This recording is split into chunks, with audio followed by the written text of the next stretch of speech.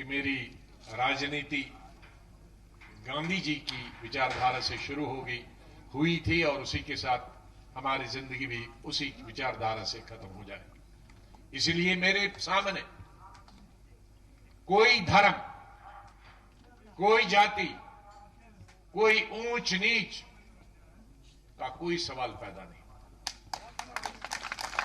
आपने, मुझे नहीं मालूम 2005 या 2006 में चीफ मिनिस्टर बनने के बाद सोपुर तहसील में मेरी पहली तकरीर हुई थी कश्मीर वादी में, चीफ मिनिस्टर बनने के बाद।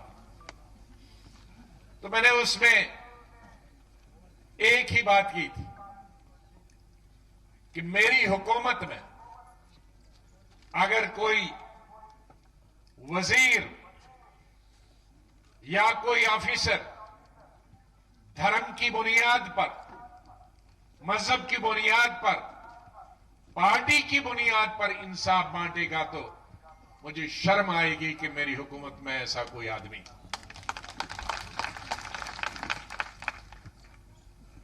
और हर मंत्रालय में जब मैं दिल्ली में रहा तो सभी सेक्रेटरीज और ऑफिसर्स को मैंने ये कहा कि लोग मेरा धर्म भी जानते हैं, मेरा नाम भी जानते हैं। वो किसी भी पार्टी का है, हमारा कितना ही मुखालिफ पार्टी वाला लीडर नहीं आए और किसी भी धर्म का है, उसका काम करना हमारा फर्ज।